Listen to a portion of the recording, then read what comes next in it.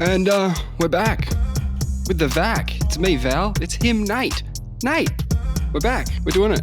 Another week. Episode, yeah. Yeah. Whoa. Another week and another Donald Trump assassination attempt. Yeah. Pretty strange, isn't it, to have 2 attempts in as many months? That's unheard of. I decided to stay under a rock for this one. Did you? I think I've seen a couple of headlines, but I couldn't be bothered really digging down into it. You're not relying on me, are you? Not as such. Was there weren't shots fired though, were they? It was Secret uncovered. Service shot at the bloke. He didn't shoot any shots, as far as I'm aware. Now, this could be old information by the time you hear this out there in the world, but as far as I'm aware, he had his gun poking through a fence at the golf course. Jesus. And the Secret Service sort of scout ahead 1 hole or 2 or whatever the Secret Service do. They were sort of talking about what they were doing. It's how it happened is this Secret Service agent who was scouting ahead spotted the gun coming through the fence and opened fire, basically. Just start shooting. Didn't ask questions. Nah. Could have been a sprinkler. Probably just like radioed in and said, "Hey, have we got any guys on the east wall here with a gun?" And they go, "Nope, fire at will." So I don't just popped him. Well, no, it didn't shoot him. Oh, just shot at him. He fled, got in his car, and ran. I think he left all the stuff there. Again, this could all be old information. Yeah. They caught him, arrested him, and he's now in custody. So rather than having to rely on a manifesto or something to sort of work out the intentions of the act, we have the person alive, which is pretty rare in these scenarios because people who try to assassinate presidents or former presidents, they don't want to live. They've had enough of this mortal coil and they want out. You don't do it otherwise. Everyone wants to be Shooter McGavin these days. I'm shocked. All right. There was this bloke. You might have seen him on the Rogan Experience once or twice. He's a big curly-haired ex-CIA agent. Have you seen him around the podcasting world before? He's got big curly hair. No. And he talks about CIA stuff. That's his jam. I know a guy that talks about some kind of what's his name? Do you know what his name is? No, okay. Don't know. The point is that he was on some other podcast, not Rogan, and they said, how much money would it cost to like organize a team to do this kind of work if you wanted to do it? Like, or if you were in the business of doing this kind of stuff, how much money would it cost? And he said something like $2 million, right? He said something like that. When you say organize a team, is this a protection team? No, this is to assassinate somebody.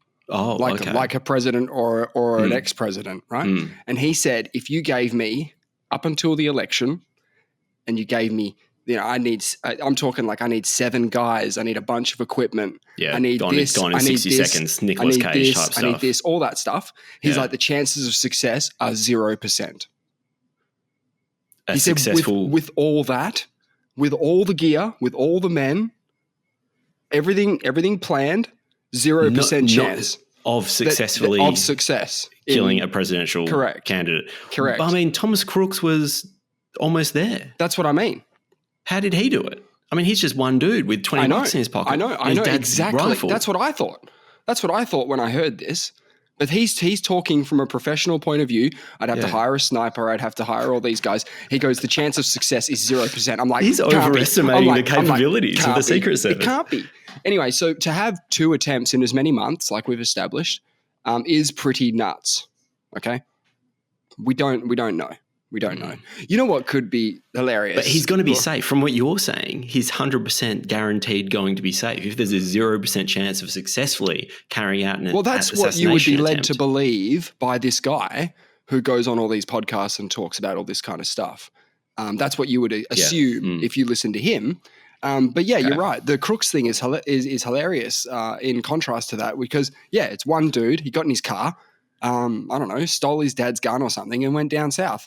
And he missed one of the easiest shots. When it's reviewed by a firearms expert, they say this guy missed a really easy shot. So not only... I mean, you say that. That's what he says. That the quote is... The quote, I need to find it. I know, but you've seen a top-down view of this area, right? For example, right, it's CIA guy all over again, but on the other side of the equation, because we're not talking point blank. Point blank, you've got a rifle, they're standing in front of you. Now we're talking about an easy shot. This guy's like, I know that you're looking through a little sight. I don't think he had a fucking 4X scope on it or anything like that. Like I would choose if I was playing like PUBG or something, I'd be looking for a 4X or something like that. No, he just popped off a few shots and killed a couple of people in the crowd. Also and one of the things is that he shot, and they do credit Trump's head tilt with saving his life, the little head move he does. So we say, oh, bad shot, mate. But the other side of it is that there were other factors, like he moved, which, head movement. They teach you head movement. Yeah. Well, shots went in front and behind Trump's head. So he missed a couple of shots. I don't know how many shots he popped off, 3 or 4. Yeah, a few. Enough you'd think he would hit something. Well, he did, unfortunately. Yeah, so I guess the difference with the two cases is no shots were fired at Trump. As far as I'm aware, and this could be old info, the only person who fired shots was Secret Service at the fence line, which I guess they're trained to do. It's getting pretty busy. It's getting pretty busy being a detail on the detail of Trump. And you would have thought that after the last attempt, things would have tightened, not loosened. Do you know what I mean? Like in terms of security, in terms of manpower, in terms of funds that they need to dedicate to this, it would have tightened, right? Not loosened. Yeah, you wake up every day in the Secret Service now thinking, I'm on here. I need to keep my wits about me. It's good to have a test every now and then, because if you go too long and you think everything's just a drill. Yeah, you're right. Yeah, now they're on the edge of the seat. They're onto it now. They probably caught this guy. If it wasn't for the Crooks thing, this guy could have maybe got some shots on. So Trump was playing golf. At one of his resorts in West Palm Beach, yes. Man, that's wild. Yeah, I got the impression that this assassination attempt wasn't as serious as the Crooks one, just by the way the headlines read. Like there was no blood streaming down Trump's face for this one. There's an old show that was written by Rob Sitch called Frontline, where it covers sort of the daily goings on of a current affairs show being made on the spot, right? Okay. And what I learned from that show, and what I've learned from sort of years in doing, film related stuff, is that without pictures, without photos, without video, there is no story. There's no story without video. That was how people felt in the 90s, the 1990s, before the internet. If you didn't have pictures, it's not a story, basically. So with this case, you're talking about Trump on his private golf course playing golf. Would have loved to have known who he's jamming with. Because, old mate could have been there for that bloke, not even Trump. But, bad day to go to the golf course to perform a shooting. Bad day to go there because Trump's there that day and the Secret Service opened fire, willy-nilly. You know what I'm saying? So, first of all, how come the Secret Service didn't, get him? If the Secret Service are shooting at you, you're dead. They're not stormtroopers. They're not missing. They don't miss shit, do they? They must have, yeah. You wouldn't think so. And the range probably doesn't matter for the Secret Service. I mean, you're talking snipers. They could probably pop you. They could probably put one up your ass from a K away. We could be talking about a guy with a sidearm, literally just a pistol. He's just scouting ahead, having a look around. We don't know. There's so many unknowns here. This guy could have been walking along the fence line and going, "Oi, what the fuck are you doing?" What are you doing? Or he could have been miles away and, had eagle vision from 300 meters away and went, "There's a gun poking out of a bush over there." It's unbelievable. So the other surprising thing, I guess, for me is that I thought the gun-toting maniacs were on the right, and I would have thought that the Democrat side would be the targeted sort of people who would get this kind of brand of madman. You would think so, but there's crazy on both sides. Absolutely. I'd say there's a high proportion of gun-toting maniacs on the right, but there'll be some gun-toting. It's America as well. 100%. They're Americans. So a lot of the people, guns are part of their culture. I don't know how it happened because guns haven't always existed, but it became part of the culture. And that's very hard to undo. Very much so. Very hard to undo, yeah. So what have you been up to? What's the news? By comparison, to what's going on out there. Not much. I think we talked last time about how we were expecting to see another debate between Donald Trump and Kamala Harris. That did happen. We should briefly touch on that. That is news. They had their debate. Yes, did you watch any of it? Of course. Yes, I forgot that was this week. I thought we'd already talked about it. No, we talked about, they must have a debate coming up soon. Yeah, and that came up, and it was the next day. A few days. Yeah, a few days. Bang, there's the debate. Well, clearly we're out of the loop because we should have known the debate was coming up in a couple of days. But anyway, it happened. What did you get any takeaways from it? Yeah, well, I have on ironclad authority that there are Haitian immigrants eating people's pets in Springfield, Ohio. Yeah. Comes from the top, apparently. Fucking hell. Yeah, so I think when you've got a bullshit pile that high, stuff just falls off it. Oh, my God. Yeah, unbelievable. What I don't sound right. What I don't like is the equating of these people's immigrant policies equal your cat's being eaten. It's yeah, I think it's been heavily debunked, that cat eating thing. But JD I'm sure Vance, I'm sure someone's chowed down on a cat. Yeah. I'm sure, from whatever culture have chowed down on a cat. I think it's happened. I don't think it's. You just got to hope it's not your family cat. That's all. Start with the feral cats. I think we've talked about eating our pets before. Yeah, I haven't gone through not as it. a way to honour them. Yeah, I think that has been debunked. But what surprised me is JD Vance has come out and he's doubled down. That surprises you. That does surprise me as well. But I guess, I don't know. Does he have to, so that it takes the heat off Trump? Being the only one making these silly comments. I mean, was that the only takeaway from the debate? Because that's not really. It was probably the most memorable thing of the debate. I think JD Vance is the senator for Ohio as well. I think it's his constituency. Shows how out of touch he is, or maybe he's so connected that he actually knows this stuff. Yeah, but let's say for argument's sake that a cat was eaten. Let's not mention who ate it. Let's just say a cat got eaten. Okay, so someone ate a cat. They're fucking weirdos. That's okay. He made it sound like it's a rampage, exactly. They're coming for your pets. Yeah. Like they're hungry and they only like cat meat. Keep them inside. What are you talking about? I also recall Trump saying that if she gets in, that the US is going to become Venezuela on steroids. What does that mean? I don't know. I don't know. If you're going to be a country, you want to be that country on roids, don't you? Whatever it is. Yeah. You don't want to be a lethargic Venezuela. No. Energetic. A Venezuela on ketamine. An unreasonably strong Venezuela. Interesting. And Trump has kiboshed a future debate, which also suggests that he lost. From what I read, I saw the first half hour of the debate. I didn't make it all the way through. I'd seen enough. I felt like Kamala handled herself really well. I agree too. Yep. She did really well. She smashed it. I think it must have been how Hillary felt before the debates as well. She just thought, I'm going to smash this idiot because he's an idiot. And although she's right, she got trashed by him, in the election and the debates.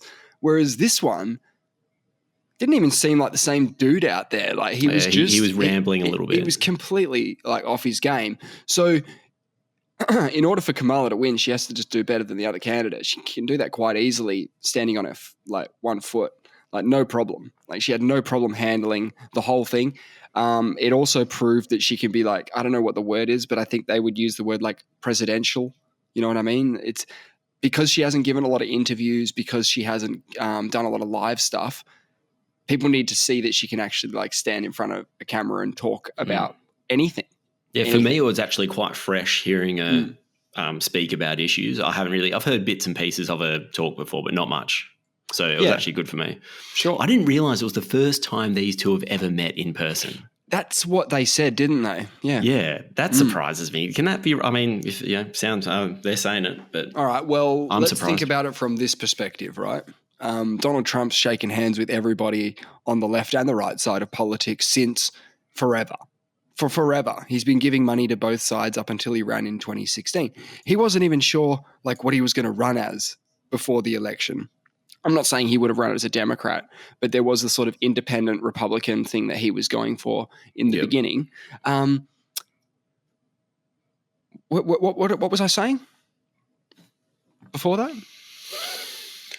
That the first time Harris had ever met Trump was just before this election. So he was shaking hands with everybody in politics, but from 2016 onwards, where he was the declared Republican candidate / Republican president to 2020, there wouldn't have been a lot of crossing opportunity to like hang out with the Democrats. You know what I mean? To just sort of have a nice time with the Democrats. So there's a certain part of history, I'd say, from 2015 even to now, it's where a different reality. Their realities are mutually exclusive now. Yeah. If he wasn't running for president ever, they probably would have met. Yeah. Yeah, because she's a VP. And he would want to rub shoulders with everybody because he's trying to get the best. He's trying to gain the system.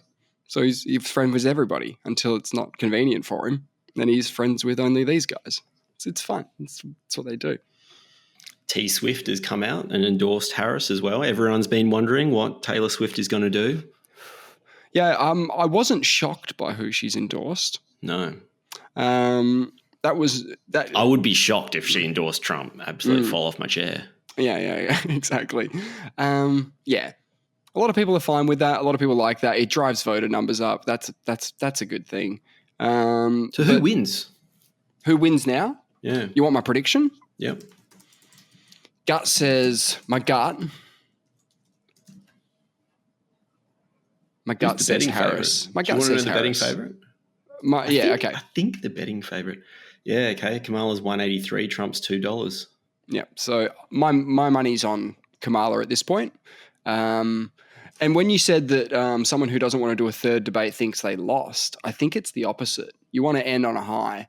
So you want to win the last debate. So him saying, I think we don't need another debate is him trying to fool himself into thinking that he actually won that.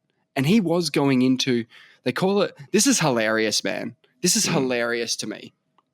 So a long, long time ago, Jon Stewart went on this show called Crossfire, which was hosted by a Republican and a Democrat, where they are meant to hash out the issues. They're all about like, oh, let's hash out the issues, even though these guys have no political power or sway whatsoever.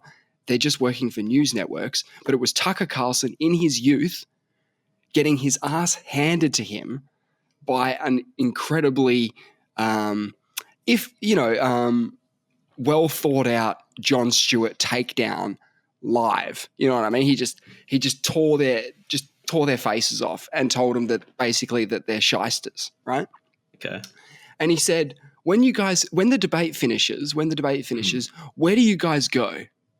Like, what's the place called where you guys go? And they're like, what are you talking about, John? You know, these are industry secrets. They go, you guys go to Spin Alley. Spin Alley. That's where you go, right? And they're like, okay. So we meet up after the debates and we talk. You guys are trying to figure out how to push the narrative with what you've got and put out fires like the cat fire. Yeah. Like you got to put out those fires and direct attention elsewhere. So it's this very murky kind of thing that they do after a debate. Anyway, you've got to propagate and direct the narrative a particular way that's favourable because there's all these loose ends after a debate. And it's the networks figuring out how they're going to push forward, like what they're going to go with tomorrow. So, and it's for the candidates as well. So they go like what worked, what didn't work, sure. But that was like a revelation when Jon Stewart talked about it on Crossfire. He said, you guys go to Spin Alley. And everyone in the audience was like, what the fuck are they talking about? What? They went to like Liar Alley? What are they talking about? So after the debate, they went live to this room and they called it the Spin Room or something. They're like, we're going live down to the spin room. And Donald Trump was at the spin room. Okay. Right. And they said, it's very rare to see a candidate coming down to the spin room. I think a lot of people viewed it as him trying to come down and put out fires. Like him actually coming down to the spin place and being like, yo, everybody, this is what I meant. And you might have misinterpreted this or whatever, but hey, like here I am. And they said it's very rare for them to see a presidential candidate or anyone involved down in the spin room. But there he was. And they did make a little bit of a point out of it, but I just found it funny that it's all out in the open now. Like they've got the spin room, they've got a spin room logo. The spin room logo goes up and there we are in the spin room. It's like bullshit alley, like literally bullshit alley. So that's another indicator that maybe he thinks that he lost. But when he was in that room, he was going, the numbers after the debate, 88%, 98%. He just says numbers. He didn't put words to that fact. He just said 79%, 88%. Yeah. As long as it's over, say, 65, it sounds good. It's strong. If you're like 78%, like that's really good, whatever that is. It could be a disapproval rating. Don't even relate it to anything. Yeah. So he was down there big spouting strong out numbers. So what I'm trying to tell you is that he was out there thinking he won. He was telling people that he won the debate. He would say that regardless. Yeah, it's a bit of a fighter mentality, like the whole I'm the best in the world. Even though I lost to this guy 3 times in a row, I'm and it's still subjective. The best There's in the no world. judges. Yeah. It'd be good if it was judged. Yeah. I mean, his major gripe was that he felt like it was a bit of a 3-on-1 where the two panelists and Kamala were like ganging up on him, not fact-checking her, but fact-checking everything he said. And I'm like, you can't get angry at fact-checkers for checking facts. That's literally their job. You can particularly on that stage as well. That platform needs to be fact checked. Yeah, of course. But if his point is she lied and I lied, well, don't lie then. You know, like don't lie just because. Even if you thought that she lied, your job is to not lie. Yeah, I feel like they're both just full of bullshit completely. Of course, but they're running Kamala for came president. across definitely. Kamala came across far more reasonable and level-headed. Yeah, in her approach. Whereas I just felt Trump just laughed seemed a at little him when he said the cat thing. Yeah. He just seemed a little bit unhinged. Like I'm actually a bit of a fan of Trump's rhetoric and dialogue, like more so than a lot of people. I won't dismiss him instantaneously, but I just didn't not think on everything. Not on everything. And some things I enjoy just for the comedic value. Like I can watch that Vice guide to Donald Trump. That 1 hour. It's 1 so hour fun. 10. I've seen it about 3 times and I love it. It's so fun. I love it. But we're laughing, aren't we? We're having a good time watching this, even though I some enjoy of the stuff his he content. says. The content he produces is next level. Sure. It's a shame he's running for president and not just got a YouTube channel. You know, I think that would be way better for the world if you just had a YouTube. You just get a YouTube channel and do that. Make content. You have an audience. We know you have an audience.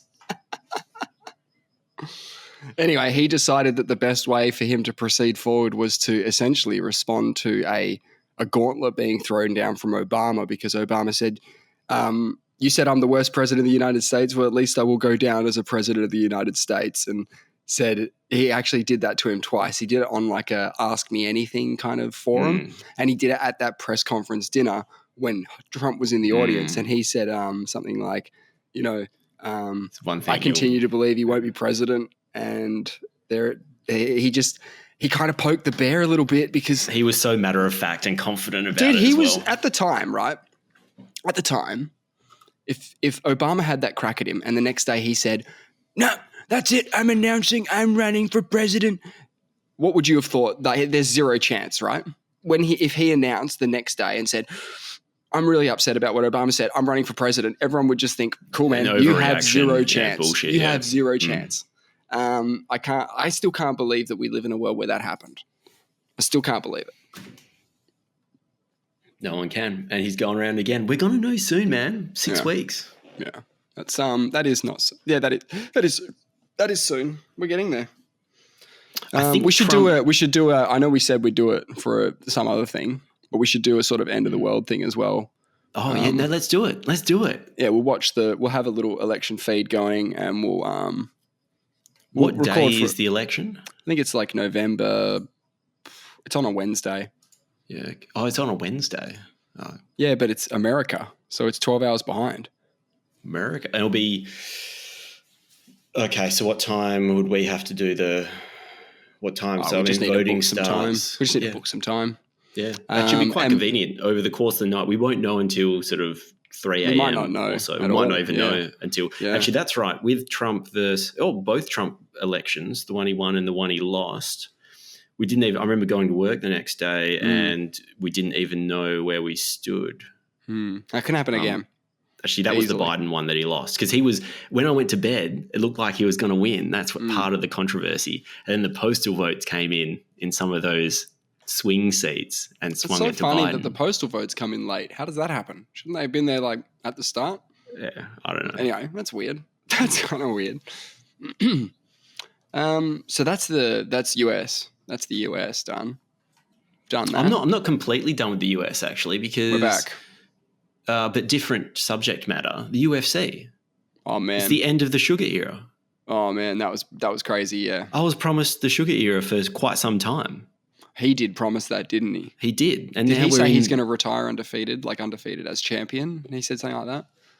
I think he wanted to retire as champion. Large claims, still happen. Tremendous claims. Yeah, that's kind of what you have. It's the same as running for president, I guess. You got to have that self-confidence that you won no matter what. The fight itself was a bit weird. Did you catch any of the fight? I've seen bits and pieces of highlights, but no. So in the opening 8 or 9 seconds of the fight, Tim Welch yells something at Dashvili, the opponent, and he sort of looks at him and goes, "Oi, don't fucking talk to me," kind of thing. Oi. Who's Tim Welch? He's Suga's coach. Suga's coach, okay. He yelled something at the opponent, and the opponent reacted really badly to it. And Herb Deaning went, "Oi, you talk to your fighter, right? Just talk to your fighter." So I heard. Do you know what he said? There's a bit of backstory to this. So apparently in the Aljo Sterling fight, Welch was yelling at Aljo instructions,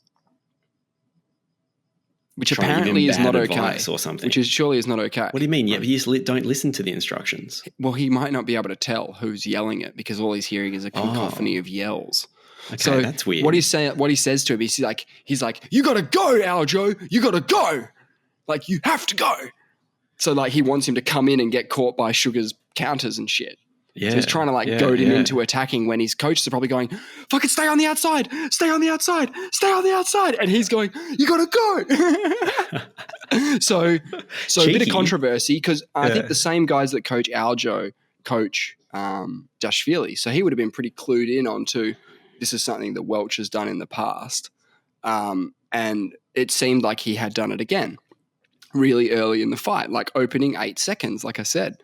And then later on in the fight, Herb Dean actually goes, he points at Welch and goes, "Dude, that is a warning. That is a warning." We didn't hear what he said, but he goes, "That is a warning. You are warned." Okay? So he can issue warnings. He can take points off the fighter because of a coach's actions. So these kind of things have precedent. But he won't take points until you give a warning first, and if you violate it again. Yeah, okay. Verbal warning, then boom, we'll start taking points. So Welch was pretty, I don't know if he was quieter, but he would have been a bit more reserved, I guess, with his instructions because Herb Dean's basically given him the only warning I've ever seen a coach get ever. Okay? And then the second round ends, or the third round ends, and Dashvili kisses Sean O'Malley on the back, like gives him a little peck on the back or something. And O'Malley just gets straight up, like end of the round. So siren goes, gives him the kiss. O'Malley just stands up and clocks him in the back of the head, just like a running after punch. The round. Yeah, running hook punch to the back to the side of his head, trying to knock him out basically. And that got under his skin. It's funny they can fight for 3 rounds and the guy kisses him and he loses his shit. Yeah, like a kiss is worse than a punch. Yeah. Anyway, so apparently it is. So Herb Dean, like what do you think should happen in that scenario? A guy has just been struck after the round. That's a huge problem. At first, if you do damage, I mean, if you knock him at the end out of the fight? Yeah, I mean, that's definitely... yeah, but what happens? I think you have to probably at least take a point. It's a DQ, right? It's got to be. The guy can't continue. Got to be a DQ. No. Sorry. If it was a DQ, if he ended the fight, but in this circumstance he didn't. Sorry. So if he just attempted if you just punched him, right? Yeah. But didn't do any noticeable It was very damage. reminiscent of when Josh Koscheck got punched by Paul Daly after the fight. Like, he just kind of walked up. I don't know behind him what and gone, happens, bang. but I assume it's a point. Yeah. So, well, nothing happened because Herb looked at Dashvili and said, "That was your fault." Oh, I've never seen that before. I've never seen that before either, where someone's been assigned blame for a violent act. Like, he's given him a kiss and received a punch to the face for his troubles, and it was his fault. Yeah. Okay. Wow. Interesting. Wow. So the fight was relatively boring, but those moments that I just talked about, which were not even really part of the fight, were the most interesting parts. Now, I want to get onto something else. This Noche UFC, which is the Mexican Independence Day that they're celebrating as part of that event. Okay, The UFC 306? The UFC 306 was rebranded to Noche UFC, which is like something to do with Mexican Independence Day. And they held it at the Sphere. Have you seen the Sphere? I have, in Vegas. Big IMAX-y looking fucking thing, LED screens on the interior and the exterior. So they were doing live fight highlights to the outside of the Sphere. They were doing insane LED backdrops for all the fighters. Well, not all the fighters. They had like some Mexican themed, like some, temple shit and some cool cultural stuff. The ring girls were all in sort of cultural Mexican garb, which was so fucking cool. Like, so cool to look. It was 10 times better than a regular UFC event. Yeah. And it also cost them 10 times the amount to put it on. So the usual sort of gate for a UFC event is about 2.3 million. Yeah. Well, because they have good deals with places like T-Mobile Arena. They would have good deals with, like, they have the UFC Apex Center, which is like free for them because they own that fucking thing. So they don't own the Sphere. There's a lot of production that goes into what they produced on the screens. Like, there's a lot of work that goes into making that event happen. They hired like Taylor Swift's crew to like do the production side of it because they wanted to go for something insane. And what they did is they spent 10 times their usual budget. So they spent 25 million or something on just getting the event up. I think they made 20 million on the gate, so they're doing it. Or maybe they made 2 million on the gate. Look, either way, it's a loss for the company.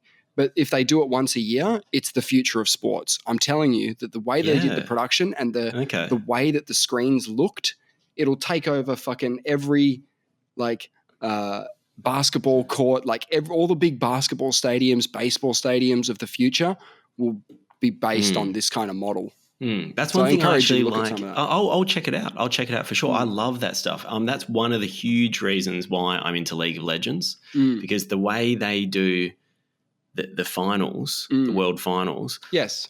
They use all these technological advancements. They should be doing this, though. They should be going to the Sphere because that's where you play League, bro. That is the spot to play Worlds. I'm telling you, that is the future. And I've always said that I'd like a hologram style League of Legends thing where you'd get like, all right, let's pretend it's at the G, right? Yep. They're doing League of Legends Worlds at the G. Now the ground is overlaid with a big mat, like one of those town maps you have when you're a kid that has like the fire station here and it's a big mat, but it's not the fire station little town thing. It's the game map. An area for holograms. No, you can see the whole game map from your seat. Is it a three-dimensional? It's on the whole oval. Thing? The whole oval is it flat like a mat, 2D, or is it a three-dimensional? It's three-dimensional. Okay. Yeah, it's three-dimensional. Yeah. So there's a pit. There's a barren pit. Yeah. And people could get really pumped because when you go to a football game and you go, oh, where are we sitting?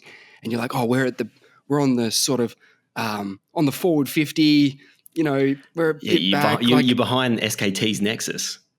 So you're thinking, exactly. Well, that's how it would be. So you're like, okay, so, we're going to miss some of this. We're going to miss some of those bits, but we're going to be there for this bit. You know what I mean? And that would be exciting. You know how people go to the F1 and they just sit on one of the turns and they just see a car every now and then? Yeah. Same thing. My mate was showing me LED screens in like a bar environment, like a sports bar environment, but it gives you courtside tickets. So you've got a virtual view of the court from like really good seats, but it looks like you're there. Yeah. That is sick, and that's the future. It's like a 360 camera, right? They just sort of replace it would be there. a 360 camera, and they'd do a curved screen that you look at that would be so big that you can't not see it, and therefore it would replace kind of what your eyes would be seeing if you were at the game. Very cool. Yeah. Well, SKT actually just qualified for Worlds, speaking of League. Yeah. Only just. They're the 4th seed for Korea. Yeah, right. They went to game 5 against KT, their old telecom buddy. There was the old telecom wars, was always KT versus SKT. And they were down, I think, 8-1 in kills, and they managed to pull the cat out of the bag. But you have to have Faker at Worlds.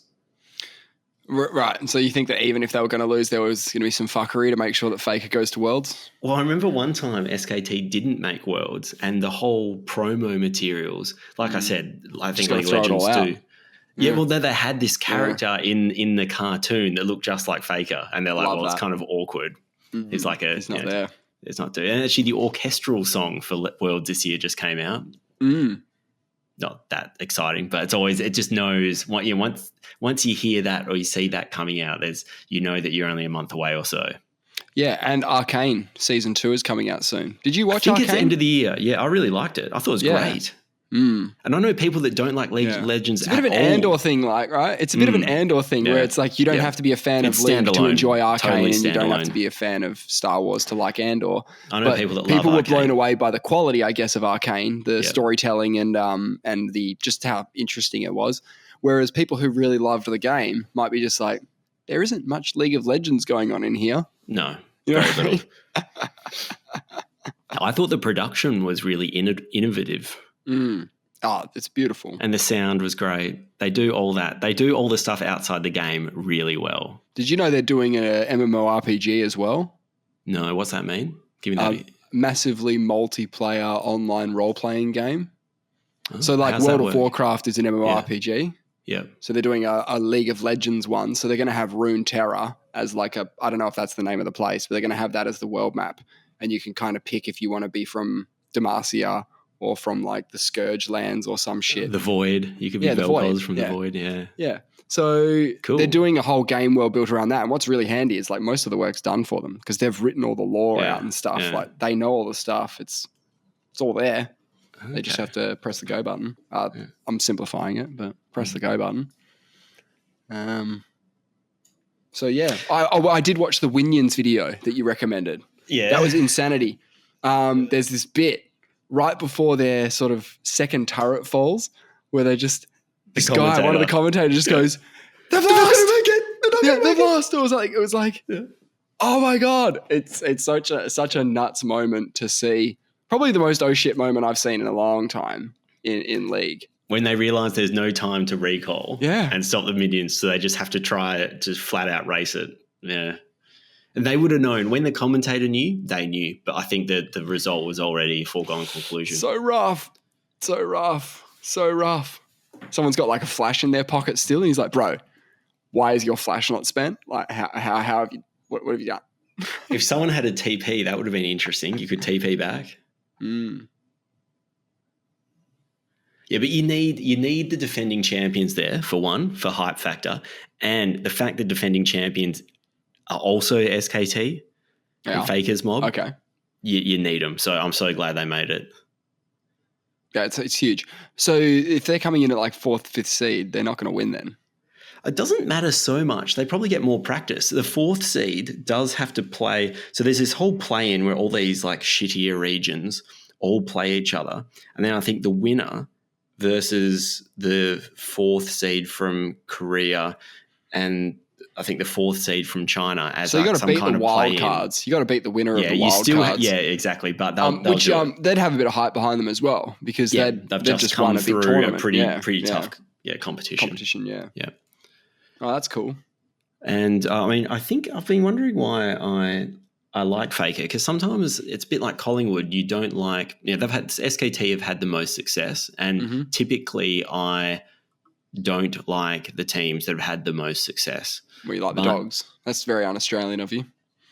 Hey, like you like the underdog. It's pretty un-Australian. Of course. But I mean, there's a reason. There's a reason why Collingwood have the most supporters.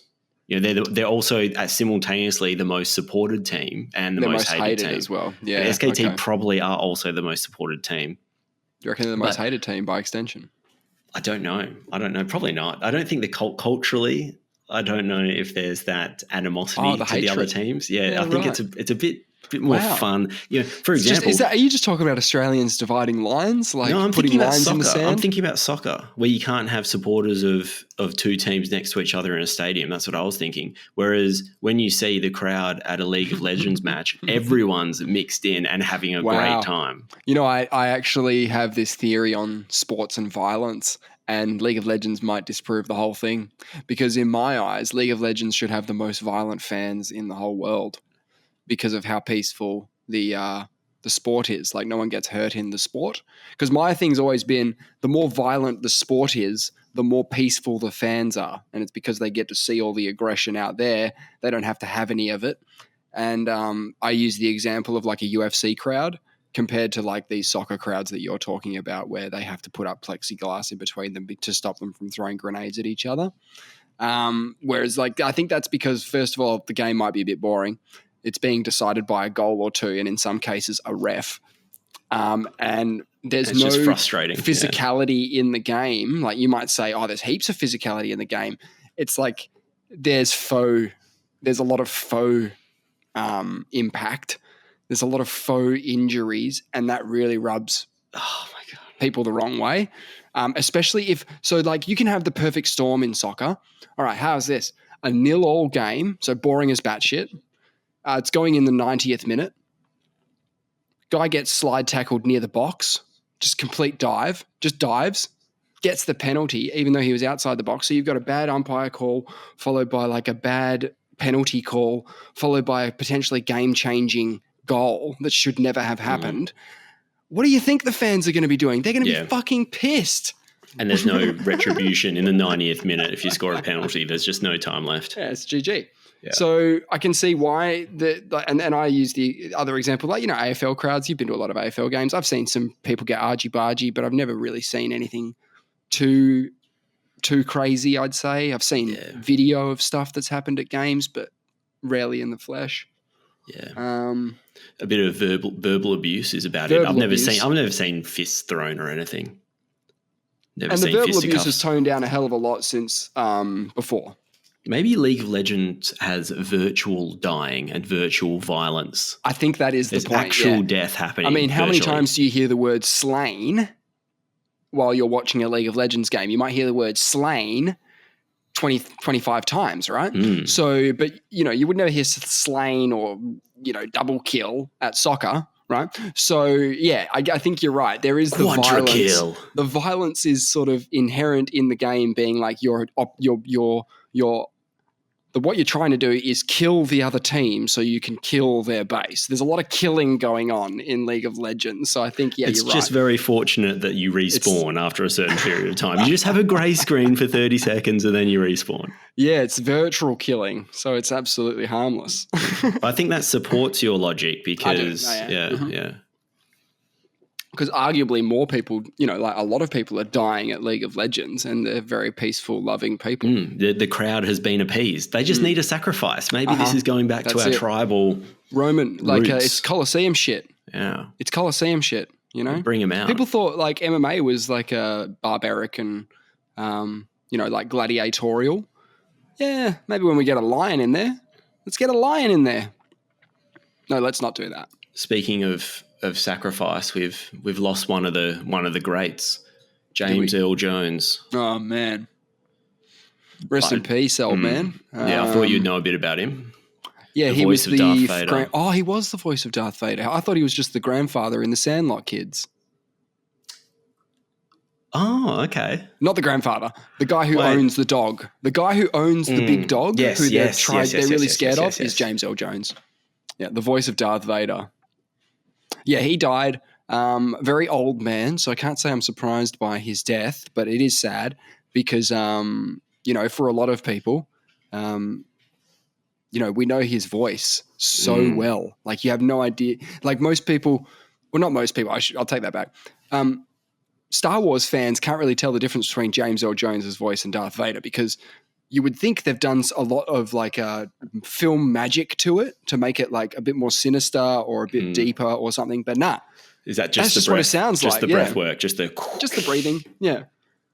It's really cool. I find your lack of faith disturbing. Did you know the story that the original guy who was in the Darth Vader suit got really annoyed when they found out they weren't using his voice?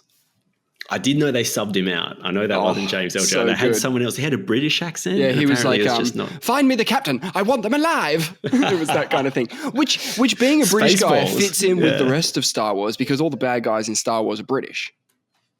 So they did that whole, and that's something that American cinema has done for years, which is cast evil people as British because it's that leftover stuff from when they recently had a war with the English. Colonialism. Yeah, all that sort of left over and demonizing in Hollywood, you know? I saw a stat last week that I don't think I mentioned.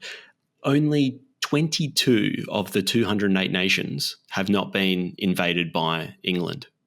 Wow. Or at war with England or something like that. You know, they fucked with everyone. Wow. They had a go at everyone. He was also, James Earl Jones was also the voice of Mustafa off The Lion King. He is the Lion King. Do you hear that? Only when I read it. It's incredibly ballsy, isn't it, to cast Darth Vader to play the lovable father. I know. I thought, what happens if subliminally people are hearing it and going, whoa, shit. We did. The Lion King was 1997, if I'm not mistaken, and Star Wars was 1977. Yeah, but so 20 years later. Or then 83 was the third one. So 83 was Return of the Jedi. Yeah, you're right. Yeah. Sandlot Kids was probably like 91 or 92. But yeah, he was the voice of Mufasa.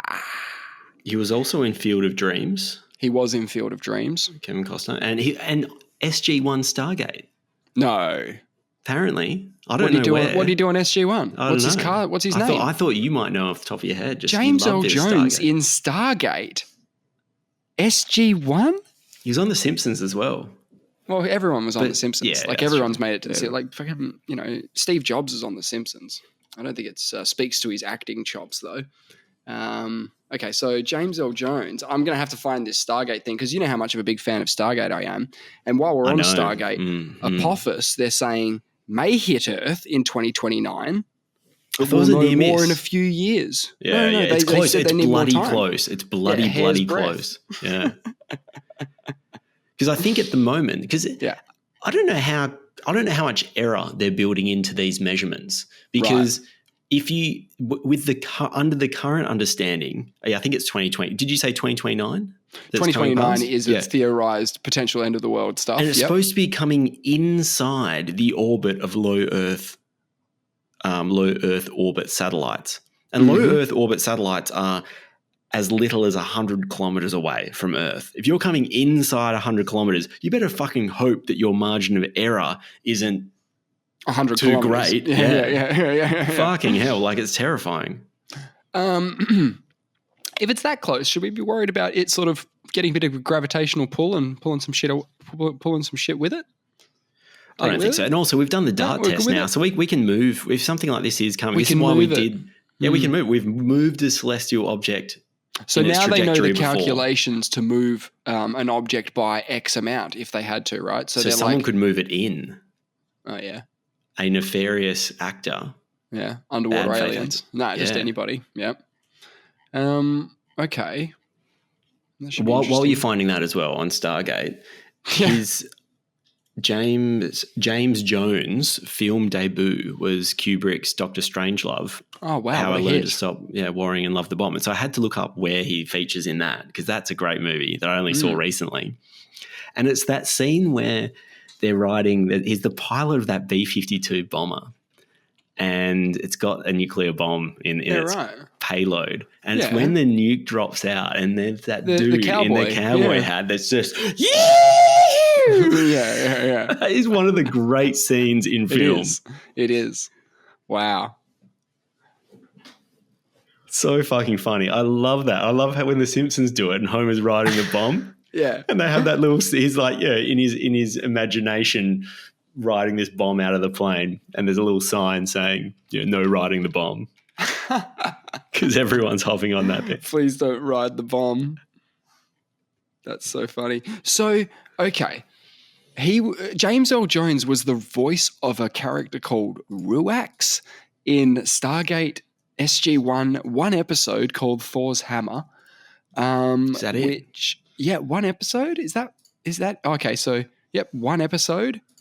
He provided the voice, so he didn't provide the facial performance, but he provided the voice, and I am fascinated at how they managed to get James Earl Jones in 1997 for just one fresh episode. off Mufasa. Yeah, maybe he said yes to both of them at the same time.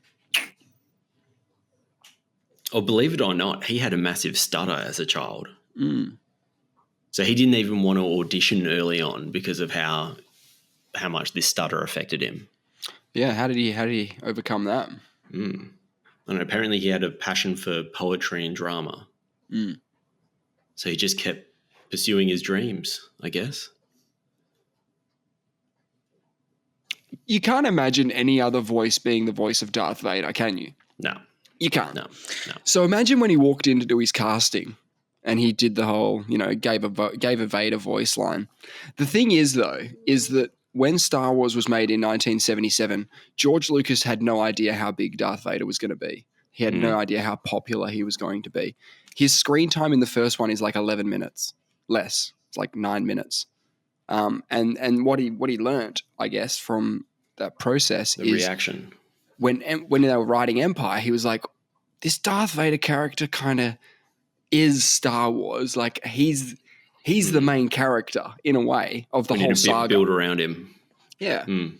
And even back in the 70s and the 80s, George Lucas always had the plan to make the story of how Anakin became Darth Vader. So he's always been working on that. Okay, were the three... Okay, so when they made the first one, he knew the outcome of the... Yeah, okay. Well, there was a reason why he named it Episode 4, A New Hope, instead of Episode 1, because he knew that he had a backstory that he wanted to get into. But I don't know if he knew the extent of the Darth backstory. Vader was going to be... I don't know. I don't know about that. That might have been as a result of Star Wars being successful and him going, man, it'd be cool to tell this story. He could have had other stories. What you do is you make a movie, you have a protagonist and an antagonist, and then eventually you just go, how can we link the protagonist and the antagonist? They'll just be father-son. Yeah. An unlikely father-son combo. Well, the other option, which is what they were going to go with, was that Darth Vader killed his dad. Right? So you've got the antagonist and the protagonist are fueled by a vengeance thing or whatever. And that's what Obi-Wan says to Luke in the first one, in A New Hope. He says, he betrayed and murdered your father, as in Darth Vader betrayed and murdered your dad. And he was like talking, he just said that later as a Force ghost. He was like, you said that Vader betrayed and murdered my father. He goes, well, your father died when he stopped being Anakin Skywalker and he became Darth Vader. He's like, so what I told you was true. He goes, so what I told you was true from a certain point of view. He does that. He drops from a certain point of view. It's like, oh yeah, talking allegory to me when you're talking about my dead dad. And don't even tell me. Yeah. yeah. And don't correct it ever. Hilarious. I think he thought that, I think he was pretty annoyed that George Lucas changed the script, old Obi-Wan. Because I'm pretty sure. But I wouldn't be surprised as well if George Lucas had it all laid out all those years ago before he even made Star Wars that he wanted to do this. But it doesn't make a lot of sense to have always had the idea of Anakin, because I know for a fact that they kind of made Vader bigger in Empire and Return of the Jedi because people really responded to it. And he's that classic... He's probably the first bad guy I can remember liking in a movie where you're like, oh man, the bad guy's sick. Like he's awesome. Like he's cool. He's got a cool suit. He has a cool voice. He has a cool lightsaber. Like it's the first time where you go, oh my God, the bad guy's awesome. And he has this weirdly calm demeanor about him. Every now and then he, lashes out. Yeah, a little bit. With a bit of his Sith shit. But otherwise, he's pretty calm. There's a bit where he chokes a bloke who's on a different starship to him, like through a voice call, through Skype. He just goes and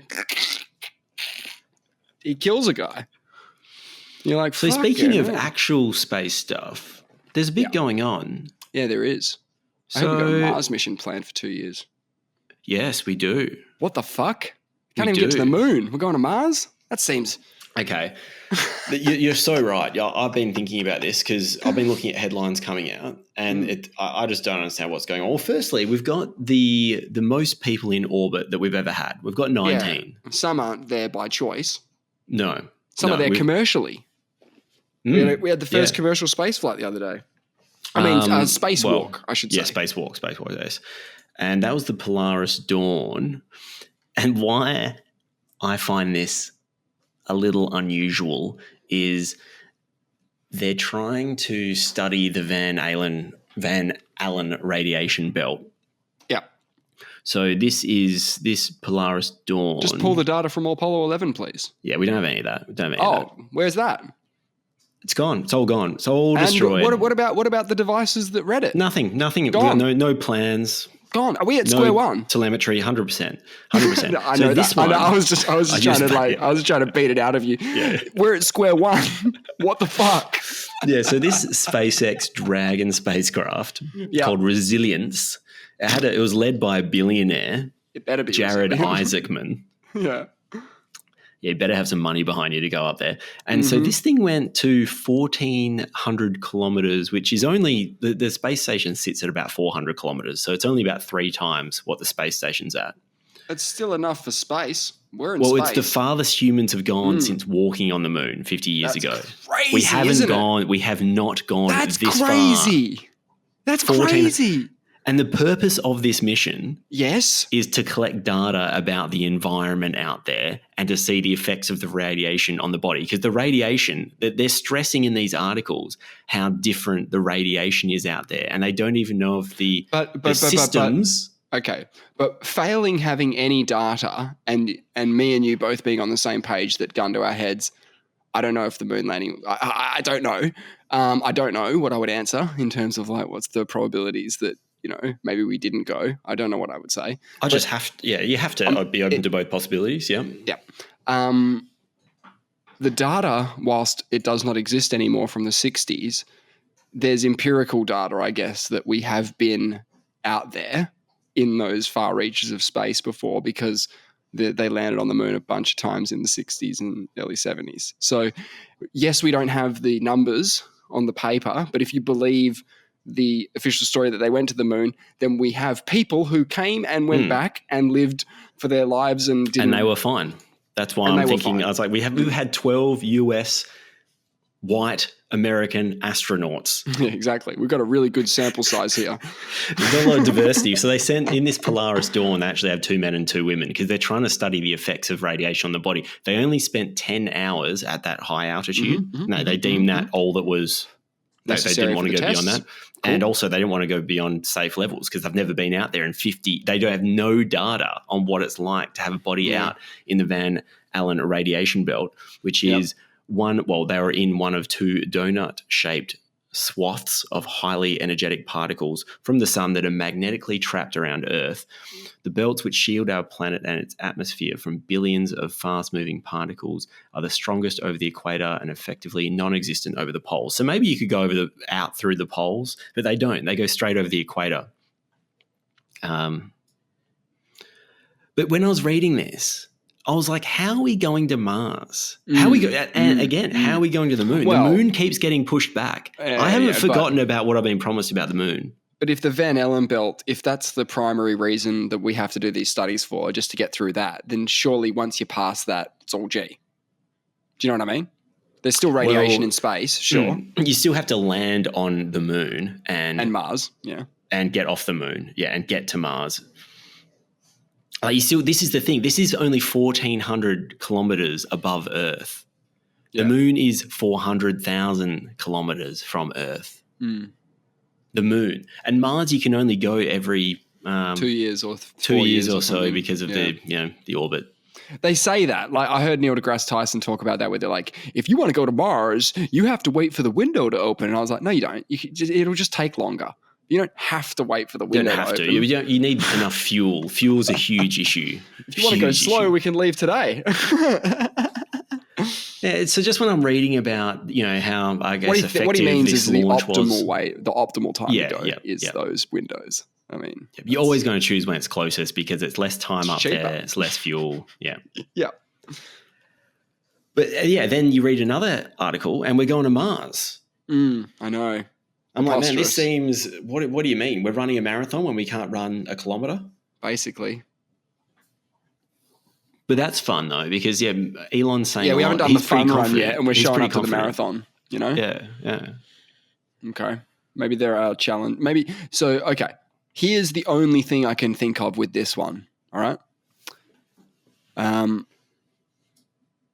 What he's saying, if they think they can get to Mars in 2 years, is it's easier to get an unmanned ship to Mars than people to the moon.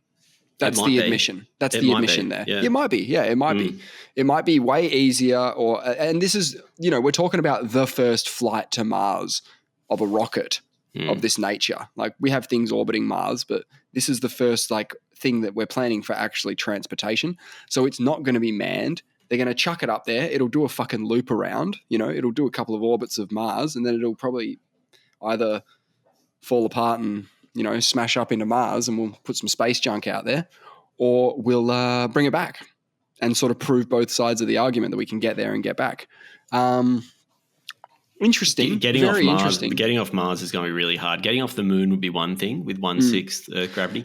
Getting off Mars that has an atmosphere, you don't have any infrastructure there. You don't have a launch facility on Mars. No, what I envision for the future of space travel is sort of like orbiting stations, because we know how easier it is to build stuff in no orbit, like in orbit, because you got no gravity. You can just, move a steel beam with your hands. It's no problem.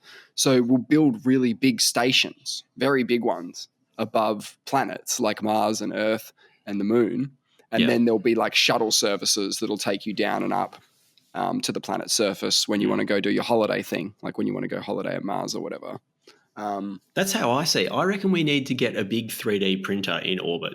That's it. And all you have to do is keep just getting material up there for the 3D printer. Exactly. And it can just self-assemble as many units of whatever it needs. I think you just press go, and I think that just happens. At that point, I think you just press go.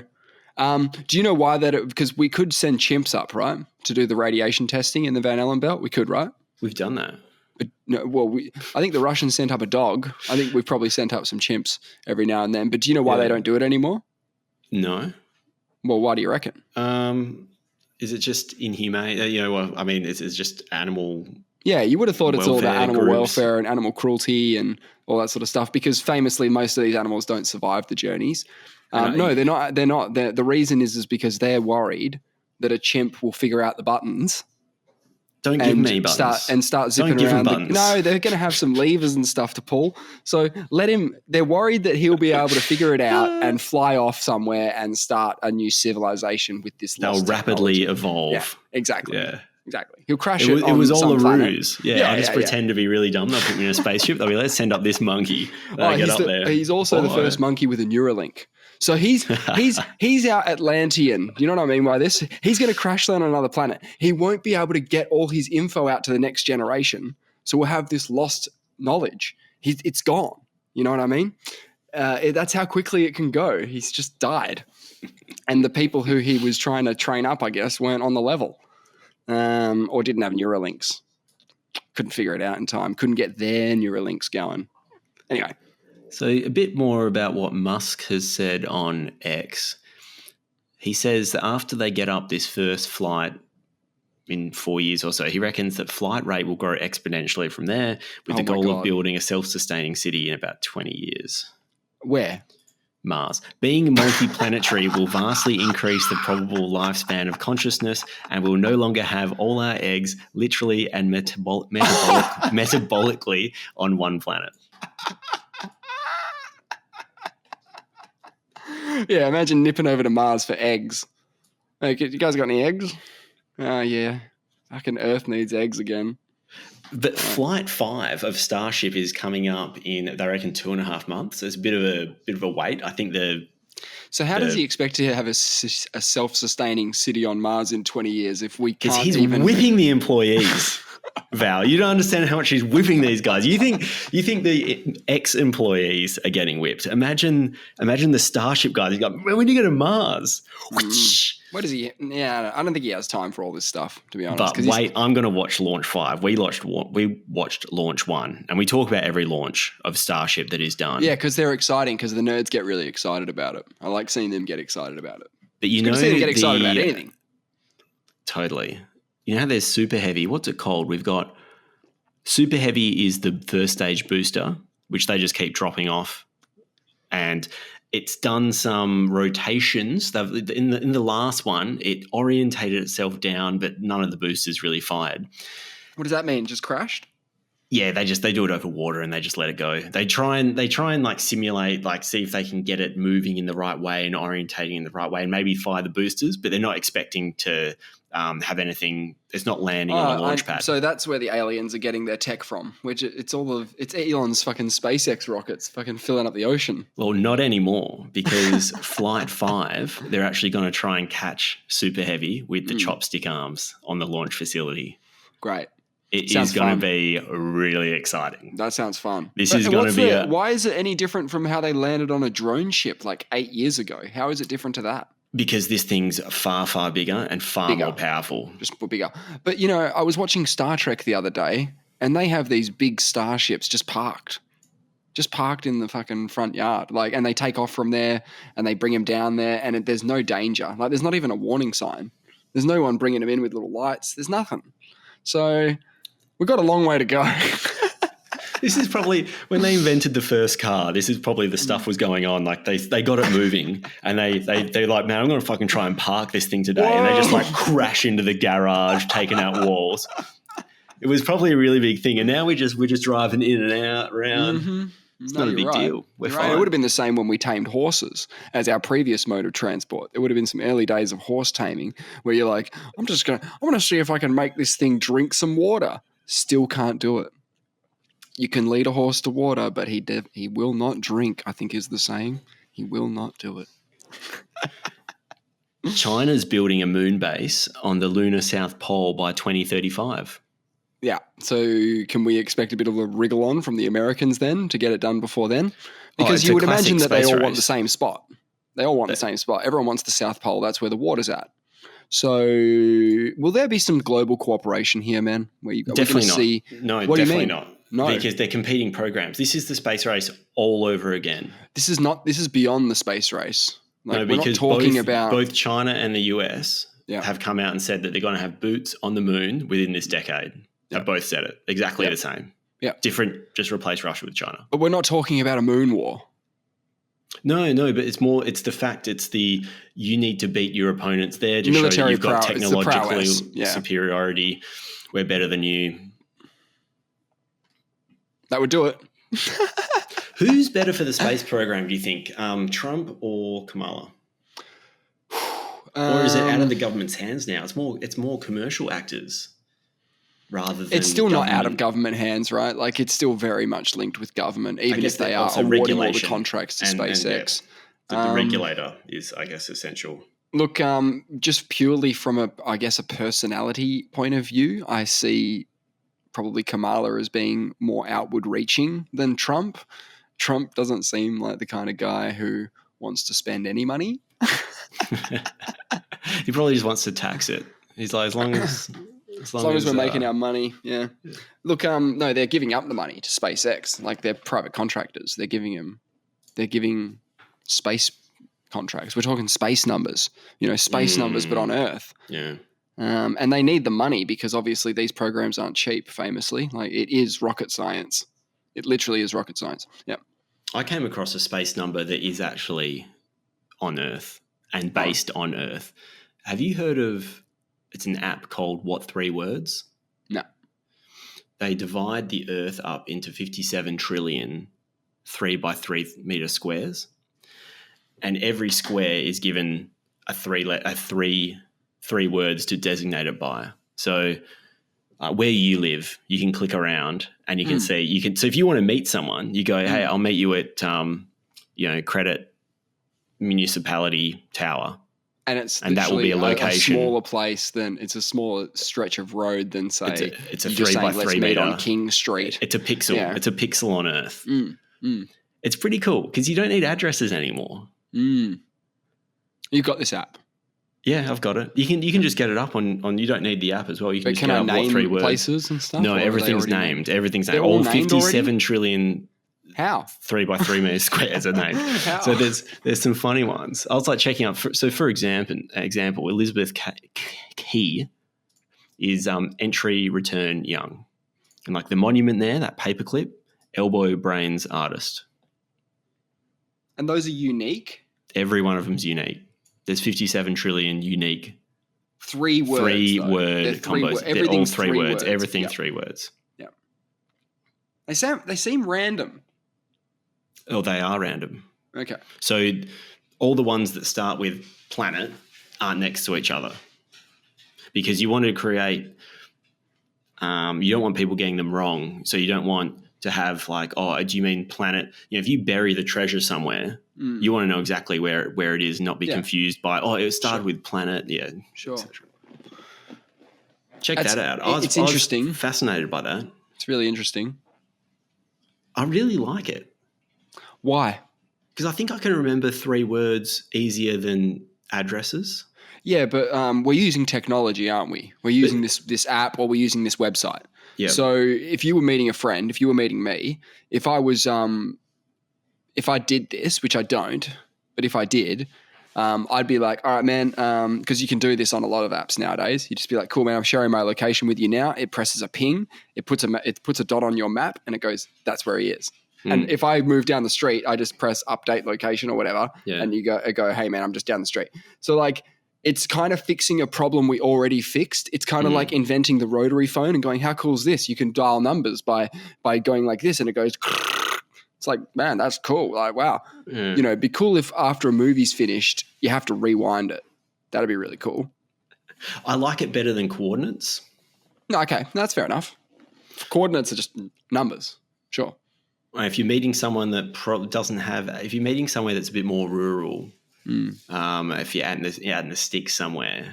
Sounds like it was just made by the CIA to like meet up with informants and stuff, and like it's just become publicly like wide used. But that's all their code words for like every location on Earth, 57 trillion squares. They're like, damn, they're using it again. It's probably how Facebook and all that sort of shit started as well.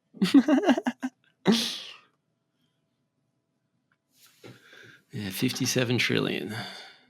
It's a good space number. The Pope went to Timor-Leste. Because you were bigging that up weeks back after you came back. You told me that the Pope was coming. Yeah, the Pope's coming. 97% Catholic there. Wow, that is a huge percentage. They had more than half the population of the country attend the mass. What the fuck does that even mean? It's a small country. Yeah. Well, geographically or by population? By population. It's only got 1.2 million people. They had over 600,000 people attend the mass, and it's got the record for the most percentage of the population ever attending a papal mass. That's crazy. 1 in 2. That's pretty sick. That's crazy. So imagine like talking to all your friends and being like, what are you doing tomorrow? And they'll be like, man, we're going to the Pope's thing. Are you going to the Pope's thing? And you're like, yeah, man, of course I'm going to the Pope's thing. We're all going to the Pope's thing, bro. It's going to be sick. I can't think of anything like more boring. It got me looking into the size of Pope masses. Oh yeah. How would they go? The biggest one's 6 million people. So 10 times bigger than this. Oh, it's percentage of population. Oh, yeah. Okay, of course. Which is not a huge percentage of the Philippine population, is it? Well, the Philippines have more than 100 million, so less than 6%. No. Yeah, it's pretty low. It's not 50, is it? Not 50, yeah. It's not 50 plus. Jeepers. Wow. I would have gone. Yeah. Like if the Pope came to Perth, or maybe not for a mass, but if he had some kind of thing, if he drove around in that little moon buggy. Little car, yep. Yeah, with all the protective glass. The Homer Simpson car. Basically the Homer Simpson car. Yep. Are you allowed to throw something? Like, you know he's safe. Like, can you shoot at him? If a man is behind bulletproof glass, I'm pretty sure you're allowed. Like, what are you talking about? Yeah. Well, I mean, you know, you're like, well, I can't hurt him. I mean, someone else or something. You're not allowed to egg people's cars. Like, that's a rule as well. Have you ever egged a car? I wouldn't actually. I think it'd be interesting if I was taken through. Although, if people were doing it with the right motivation, if they were just trying to, because it'd be a colourful, wild ride of fruit and things. If it was part of the like, pageantry of it, if they were flying like roses, fruit, pantyhose, pumpkin. Yeah, the girls, they love the Pope, man. They absolutely love him. Yeah, well, the he's Timor-Leste's coat of arms has a Kalashnikov on it, AK-47 type thing. Yep. So, I mean, he's big. It's 97% Catholic and guns, like a Kalashnikov. Yeah, is that a Russian weapon? It sounds Russian. It is, yeah. And a lot of you'd be surprised at how many nations have an AK-47 on their flag or coat of arms. It's quite scary, isn't it?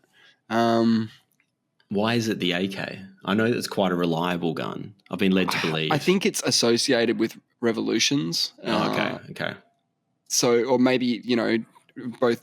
Maybe they were used directly, or it's a symbol of a revolution. That makes a lot of sense because I hear with an AK, you can, run it through mud, drop it in the ocean. That's what they say, right? That's what they say. Out and it doesn't jam. So I would say if I was a resistance fighter in the mud, in the elements, you want that reliable AK. You want mass damage.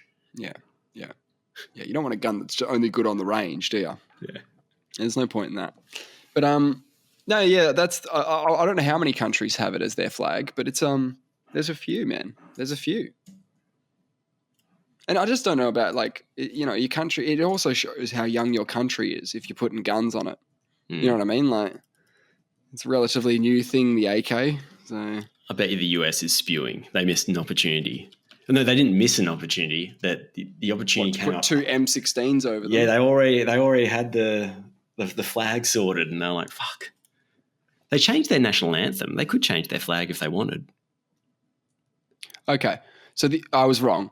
The only national flag in the world to feature a modern rifle is Mozambique. So this is like an AK-47 literally on the flag of Mozambique. Could you imagine that at the Olympics? Oh, yeah. Just got some AKs. Yeah. It's nutty. So it looks like a hoe on one side, like a digging implement, crossed over with an AK with a bayonet on it. Underneath all of that is a book embedded in a golden star. And all of that forms the sort of, I don't know what you'd call it, but the sort of emblem of the flag. I don't know if that's the right word. But yeah, very interesting. Yeah, the book, the star, the gun, same thing. All the same motifs in the Timor-Leste coat of arms as well. Yeah. The US Central Intelligence Agency's World Fact Book gives a slightly different explanation of the flag's symbolism. It states that the yellow represents Mozambique's minerals, the star represents Marxism and internationalism, the gun represents vigilance in addition to defense, the hoe represents agriculture, and the open book stresses the importance of education. So, interesting. The Mozambique Constitution explains the significance of the flag's colours and symbols. Yeah. Red represents anti-colonial resistance and the defence of national sovereignty. Green and gold represent the riches of the country's soil. Black represents the African continent, and white represents peace and the justness of the Mozambican people's struggle. The star represents the international solidarity of the Mozambican people, while the book, hoe, and gun symbolise education, production, and defence, respectively. So, yeah, I think that changes it slightly when you say that, because I think a lot of people would view a gun as a thing of defense. All right, that's kind of what people say. Dual use, Yeah, I think it's quite an aggressive form of defense. I would have tried some words first, but that's okay. Yeah. What is it? The old assault rifle rather than a defense rifle? I think it's the assault rifle is mightier than the pen. When used aggressively, I think is the saying. Okay. Don't bring a pen to a gunfight, I think is another one. That's a good one. Good advice.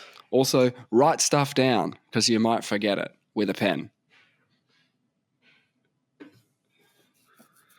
You've got a pen. Yeah, I'm armed. And they say... don't mess with me. All joking aside, they do say the pen is mightier than the sword. And I think that's pretty evident, isn't it? Across the course of history, what got more done? Swords or pens? Definitely the pen. Yeah, it's the pen, right? I mean, the swords had its place. They had its day. Done, yeah, They had it's done their some day. things, yeah. Oh, yeah. I mean, like if you're face to face with a sword and you've got the pen, you're pretty upset. But long term, the pen is sort of has a bit more longevity to it. Word.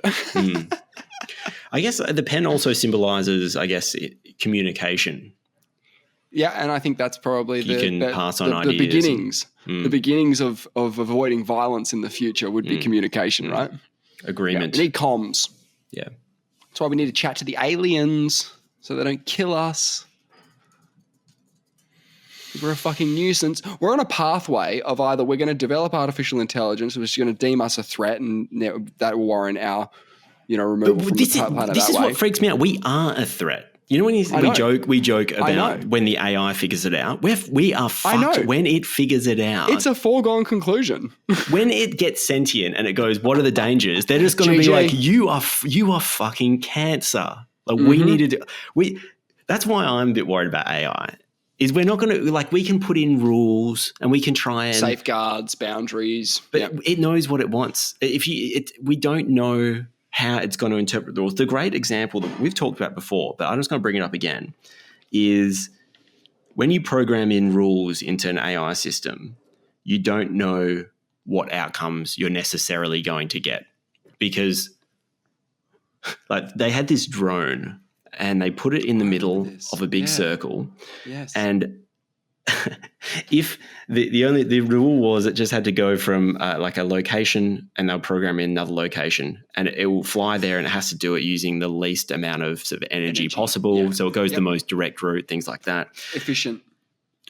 But there was also another rule or circumstance where if it went outside the circle, it had to deactivate, and the humans would bring it back to the middle and activate it again. Yes. And it figured out that instead of going A to B, if it was like a fairly big diameter of the circle, it's quite a big journey. If it's closer, it will just fly out of bounds. And then it'll get the humans, by its handlers. Yeah. Put it back in the middle, and then it'll fly the rest of the distance there. And they didn't program that in. But it did satisfy the rules, didn't it? It satisfied the rules. If it's more efficient to fly out of bounds than to actually do what the task is. It's a bit of malicious compliance, isn't it? Yes, totally. Oh, you wanted me to do it the fastest way? It's faster for me to fly out of bounds. It's being a little bratty teenager, this piece of shit drone. So it needs to grow the fuck up, right? AI needs to grow up. Grow up, AI. I've had a gutful of this shit. And there's no off switch. It will somehow. I've heard the internet being called by some commentators the internest. And when they say that when historians look back through the annals of history, they're going to see that we built this system of nodes. That can't be turned off. Can't be turned off. Once the idea is, I don't understand how this stuff works, but the AI, if it gets into the internet, I don't understand. Again, it doesn't make any sense to me. And if it gets out. And you're talking about a world that is not less connected by technology in the future, but way more connected in the future in technology. Power stations, the road network is all talking to each other because we're all driving autonomous vehicles. The AI gets into that system, we are completely fucked, immediately. It won't even be the red light turning green that happens. It'll just be the nukes dropping. It'll be Terminator 3. GG. It's very human of us to bring about the means of our own destruction. That's what we do. It is. We just keep innovating until we to the point tip that we tip it. Yeah, and we put ourselves out of a job. Basically. Yeah. And then, this is the premise of every AI movie, though. They get sentient. They go, "Holy shit, you're the problem." We know that already. It's one of the reasons why, as you're scared of AI, why we should be scared of AI, because we know we are a problem here. We know we're not good for the planet. It's so obvious as well. So it's not going to be hard for it to figure it out. We have a lot of shortcomings, is what I'm saying. We have a lot of positive things. We've done a lot. Yeah. And the other thing is... We got about 10 years to clean ourselves up and make sure that we're good custodians of this planet. Otherwise, the AI is going to be you guys aren't on a path to redemption. You're just getting worse and worse. There's this quote someone did in the early 60s that human beings are the sex organs of the machine world. I love that. I love that. I love that as well. In 63. Well, we are, man. Well, think about it from this perspective, right? Let's say you train to be a sewist until you were, someone who does sewing until the age of 20. And then they release the sewing machine. And all of a sudden, this thing comes along that makes your life so much easier. You're not sitting there doing this. You've actually just... So the dependence happens almost immediately, because if you take the machine away, you're like, I literally can't do my job anymore. I can't. I need my machine. The machine's broken. I can't work. Like if you go into work and your computer won't turn on... That's it. GG. That's GG. Yeah. See you later. Home. See you tomorrow. Yeah. So that's... We built the reliance on technology, and then we're like, oh, fuck. We actually really need them, so much so that we are building so many of these machines now because we have so many little jobs that we like other things to do for us. We kind of did this to ourselves. We did it through convenience, efficiency, whatever you want to call it. Money, could be money. We've done it to ourselves. It's quite amazing. And AI is just popping off now as well. You showed me some of those. You just give it a prompt and it generates a video that is almost like, I mean, if you've had a few drinks, it's indistinguishable. It's only going to get better. Like, it's crazier. Not indistinguishable. It's just I didn't realize we'd got there. Like ChatGPT freaked me out. That was what, a year and a half ago? And ChatGPT just keeps getting better. It's not as clunky as it was before. Yeah, but chatbots have existed for a very long time. Yeah, but it was a leap. It was a leap. It's a leap. 100% it's a leap. And it's using a lot more computing power now. If it continues, like clearly, like we can see the trajectory it's been on in our lifetime. We've seen the increase. The problem What's it going to be in 10 years? What is it going to be in 10 years? No, but here's the thing, man. We can use it to improve it. That's the difference. You can't have a sewing machine and expect to make a better sewing machine, right? You have to actually build the new sewing machine. This one we can be like, hey, so this is what you do.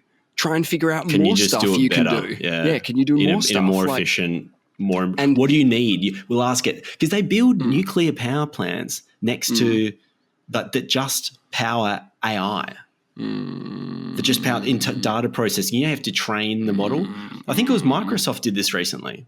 They bought a nuclear power plant. A nuclear power plant purely for their AI needs. We're going to need this fact checked. We'll be right with you. That sounds wild. Okay, so this is last year. This is just the first thing I'll say. Microsoft is going nuclear to power its AI ambitions. This is a Verge article. Microsoft is looking at next generation nuclear reactors to power its data centers and AI, according to the new job listing. Have they done it though? That's what I want to know. Okay. There's a Forbes article from less than a month ago. Microsoft can take the lead in small modular reactors for powering AI. Okay, so they're not talking about purchasing a nuclear reactor. They're talking about a small modular reactor, which is what they're talking about in Australia. But there isn't any that exist yet. No, well that's the new thing is small modular reactors. Yeah, but there's none in use right now. They're all sort of in the testing and development phases. Yeah. So they're looking into it. They're just looking into the means of how they would do that, which is interesting. It's probably just to fucking, I don't know, for a Bitcoin farm. I don't know. Probably just for Bitcoin farming. Gates has invested $1 billion into a nuclear power plant that broke ground in Wyoming this week. Jesus. The new facility designed by the Gates-founded TerraPower will be smarter than traditional fission nuclear reactor power plants and in theory safer because it will use sodium instead of water to cool the reactor's core. That's so much safer. Thanks, I love Gates. That. Thank you. Because what I'm worried about with nuclear power is safety. We should be worried about safety. We should be worried about safety, and we have to be worried about safety. I think we're not going to have a lot of problems. We've only had a handful, and Chernobyl was a very old reactor. So that was like a first-generation reactor. Even Fukushima was a very old reactor. It's also in the Ring of Fire, so you get a lot of earthquakes and tsunamis in Japan. You don't get a lot of earthquakes and tsunamis in Australia. So in terms of a good place to build a nuclear reactor, we're pretty up there. I'm of the view a disaster is non-zero possibility, of course. Yeah. But it's highly improbable. Of course. If they said, look, we'll pop it up, there's a 40% chance it blows up, nobody would be keen for that. Nobody would be keen for that. So obviously it's a low percentage chance. But then it's funny because you have to compare that to the known greenhouse problems that we have with our energy production now. Like we're slowly cooking ourselves. Like there is a big problem. Yeah, but most of those things will be like most of those problems will be bigger once everyone's dead. So like no one really cares about that. Yeah, there's a problem with that. No one gives a shit. Yeah, no one gives a shit. You're exactly right. Though we've been doing it for ages. Burn. Yeah, we're so it's good such at a slow burn. What is it? There's the idiots out there who are like, man, what's wrong with a couple of degrees warmer? Like it's pretty cold. It was pretty cold last winter. Wouldn't mind it being a couple of degrees warmer. Shut the fuck up. Anyway, that is all we have time for this week. Thank you for coming. Thank you, Nate, for joining. Thank you for the chat. Man, good times as always. We'll be back to talk more smack. You know, who knows? Who knows what the fuck is going to happen in the next 7 days, you know? We have no idea, obviously. The demilitarized zone between North and South Korea is the world's most militarized zone. Think about that. See you next week.